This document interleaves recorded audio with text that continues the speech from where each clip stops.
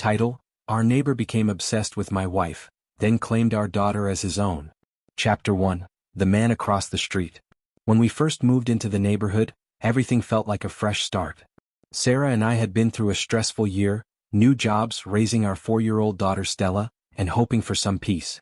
The house was perfect, the street was quiet, and for the first time in a while we felt like we could finally breathe. That's when we met Hudson.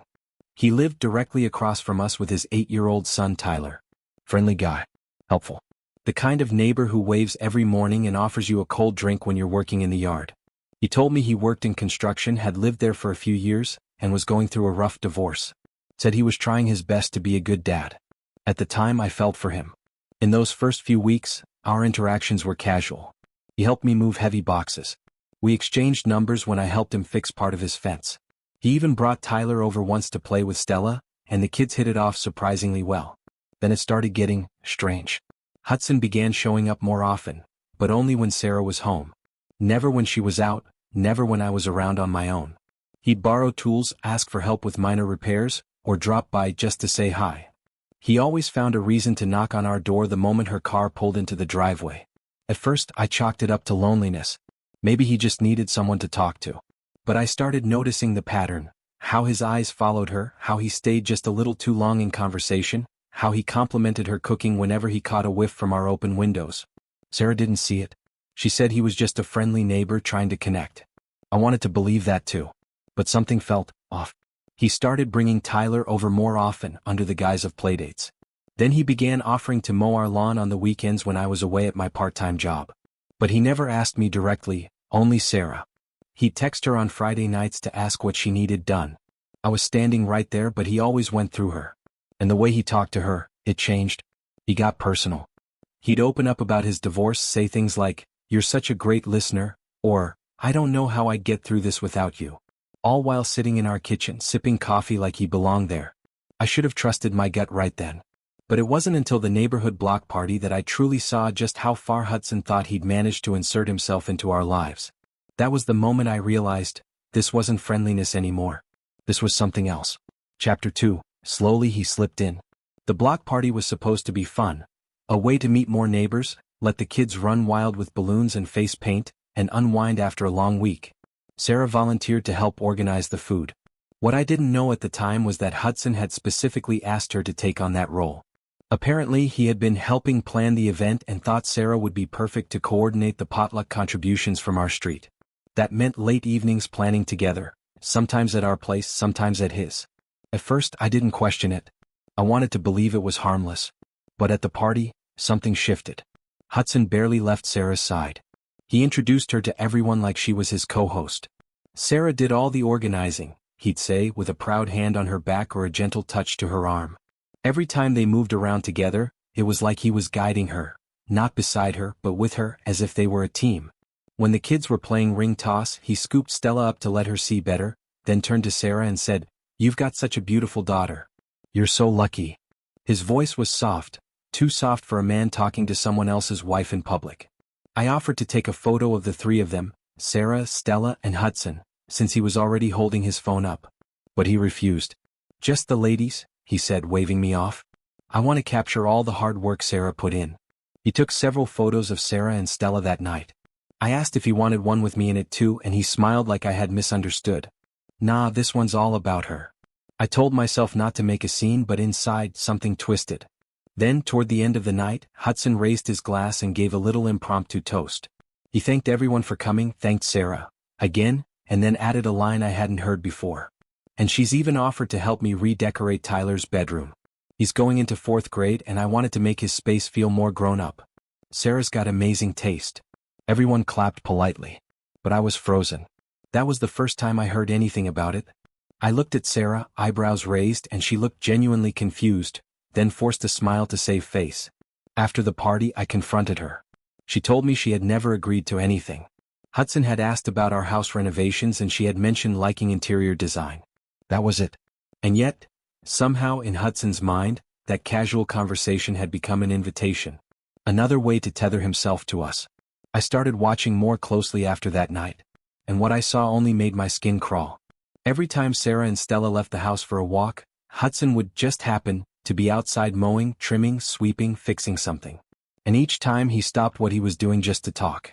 It didn't matter how small the excuse, he found one. It was no longer subtle. He didn't want to be just a neighbor anymore. Chapter 3, A Stranger at Our Table. After the block party, things didn't calm down, they escalated. Hudson's presence became a daily rhythm in our lives. Not like a neighbor, not like a friend. More like a shadow. Always nearby. Always watching. He started texting Sarah directly. Not through the neighborhood group chat. Not with questions that made any sense to send to just her.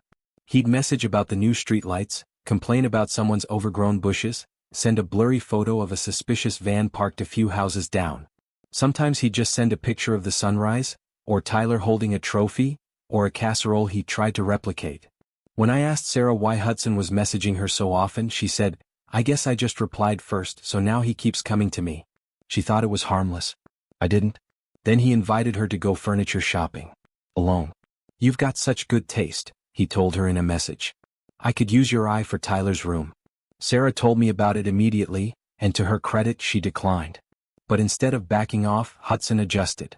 He cleaned his house, lit candles, set out snacks for the kids, and coffee for Sarah, when she brought Stella over for a quick playdate. She told me afterward that it felt like a date. That she left as fast as she could without being rude. Then came the grilling night. I was cooking burgers in the backyard when Hudson wandered over with Tyler. "Mind if the kids play?" he asked, then offered to help with the grill like we were longtime buddies. He was unusually chatty that evening, and not about sports or lawn care. He asked me how long Sarah and I had been together. If we were planning more kids. If Sarah was happy in our neighborhood. If she missed her old hospital job downtown. Each question felt like it had an edge. A test. A pry. When I kept my answers short and positive, he shifted gears. Talked about how lonely it was being a single dad, how hard it was to meet someone who understood him, how he missed having a partner to share daily life with. That night I told Sarah everything. For once she didn't defend him. She admitted his questions were inappropriate. That maybe I wasn't imagining things after all. But I wasn't prepared for what came next. A few days later, I told her I was heading to my brother's to help him move. I kissed her goodbye, drove a block away, and parked. I wanted to know what would happen when Hudson thought I wasn't home. 20 minutes later, he was in his driveway. Shirt off. Washing his truck. Facing our house. Slow. Deliberate. Watching. When Sarah stepped out to get the mail, he dropped the hose and crossed the street like he'd been waiting all day. They talked for 15 minutes. I watched from behind tinted glass. And the moment she went back inside, he finished washing that truck in 5 minutes and disappeared.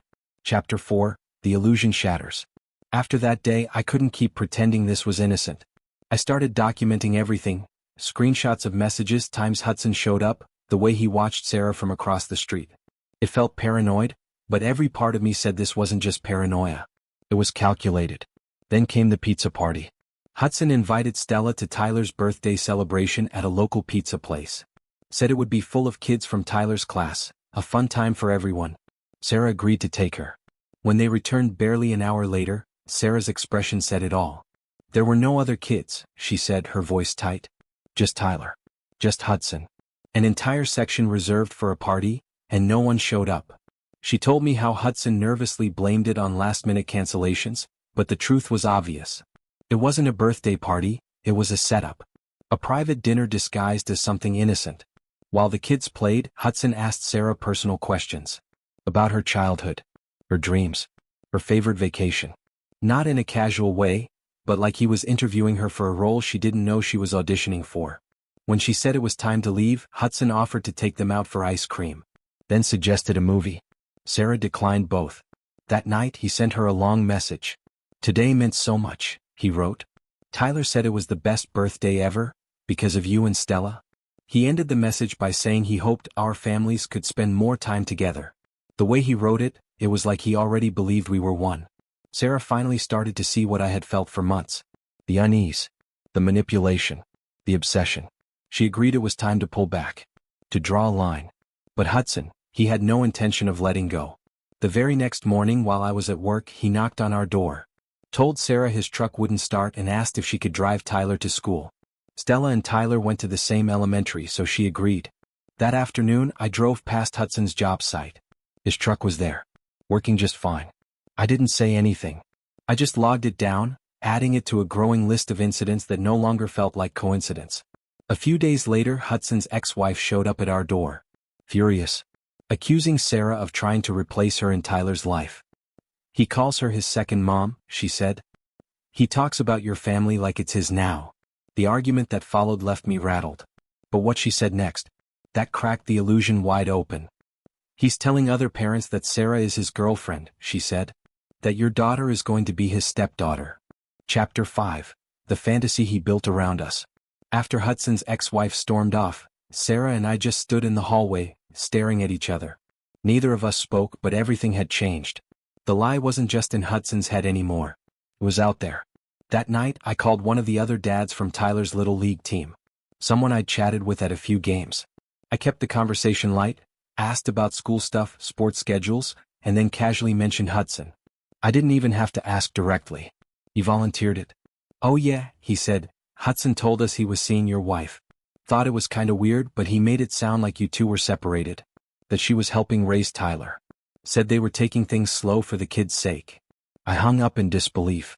Sarah sat on the couch across from me as I told her everything. His version of reality, the stories he'd been spinning. Her eyes welled up with tears. Not because of guilt, but horror. "He told them I was going to leave you," she whispered. "He said Stella was going to be Tyler's sister." It was no longer a question of boundaries. This was delusion. An obsession. Sarah sent him a firm message that night. Told him the truth, that we were a united family, and that his behavior was inappropriate and deeply concerning. She asked him to stop involving her in any of his personal matters and to correct the lies he had been spreading. Hudson didn't take it well. He replied with a series of desperate messages. Apologies. Please. Claims that he'd never said any of it. That people misunderstood. That we were his only real support system. Then the uninvited visits began. Early morning knocks. Late night doorbell rings. Always asking for Sarah. Always just one quick word about Tyler or school or neighborhood issues. He kept asking Stella to say goodbye to Tyler before trips. Left notes saying how much Tyler missed her. Sarah started hiding when he came over. I dealt with him directly. And then we found the letter. Taped to our front door. A full page of apologies wrapped in accusations. Hudson blamed Sarah for sending mixed signals. He described her routines in eerie detail. What time she left for work, when she took Stella on walks, what aisle she shopped first at the grocery store. He said he overheard our arguments. That he knew I didn't appreciate her the way he did. It was a goodbye letter, and a manifesto. He claimed he was going to move soon. That staying was too painful. But there was no closure in his words. Only fixation. We installed cameras the next day. And the footage we captured confirmed what we feared most. Hudson was still walking past our house. Still staring at our windows. Still taking photos with his phone. And sometimes he brought Tyler with him. He'd point at our house. At our windows. At where Sarah used to sit with Stella on the porch. And Tyler would wave. Chapter 6. The goodbye that wasn't ours. The day Hudson's ex-wife contacted Sarah directly was the day we realized this had gone too far. She sounded exhausted. Broken. Tyler had stopped wanting to visit his dad. He was having nightmares. About Sarah leaving, about Stella disappearing, about his new family falling apart before it ever really existed. She begged Sarah to speak with him one last time. Not to explain the situation. Just to let him say goodbye. Sarah agreed. She met Tyler in the park with his mother. It was quiet, surreal. Tyler brought a picture he had drawn. Him, Stella, Sarah, and Hudson, all holding hands in front of a house that looked exactly like ours. Sarah knelt down and gently told him that she wasn't going to be part of his family, but that it wasn't because of him. That he was a kind boy and Stella had always liked playing with him. But some grown-ups cross lines that can't be uncrossed. Tyler cried. And Sarah cried with him. We thought it would end there. But Hudson couldn't let go. He started attending our church, sitting several rows behind us. When we moved service times to avoid him, he switched his too. He tried volunteering at Stella's school. The school flagged it and contacted us immediately. We pulled Stella out of that school the next day and moved her to another district. She didn't even ask why. She just nodded and clutched my hand a little tighter. Then came the final line. Hudson took Tyler to a park near our home during one of his custody weekends. He told his son they were waiting for Sarah to come out and say goodbye properly this time. Tyler's mother reported him missing when he didn't return that evening. The police found them sitting on a bench just yards from our front porch, watching. That was the last straw. Hudson lost unsupervised visitation immediately. The judge ordered a psychological evaluation. His delusions were on full display in court. Letters, texts, surveillance footage. Even Tyler's school counselor testified that the boy believed he was about to gain a new mother and sister. The judge issued a restraining order. 500 feet. No contact. No exceptions. Hudson violated it the same night. At 2 a.m., our cameras caught him across the street, standing in the dark, staring up at our windows. He spent the night in jail. That was the final blow. In the weeks that followed, Hudson accepted an offer on his house well below market value. We watched him load up a moving truck, his face hollowed by something between desperation and defeat. On his last day, he left a letter in our mailbox. A shorter one. Coherent. Apologetic. He wrote that he misunderstood kindness for connection. That the evaluation helped him see how much damage he'd done, not just to us but to Tyler. That he was moving to another state, closer to family, to start over. It didn't bring relief. It didn't bring peace. But it brought distance. And that was enough. The new neighbors moved in a week later. An elderly couple who keep to themselves. No random texts. No long stares. Just quiet mornings and freshly watered flower beds. Stella has new friends. Sarah has her garden back. And I finally sleep through the night again. But we still have the cameras. We still walk different routes. We still talk to Stella about people who smile too much and ask too many questions. This will always be a part of us now. Not because we let a stranger in, but because we didn't see what he was trying to become, until it was almost too late.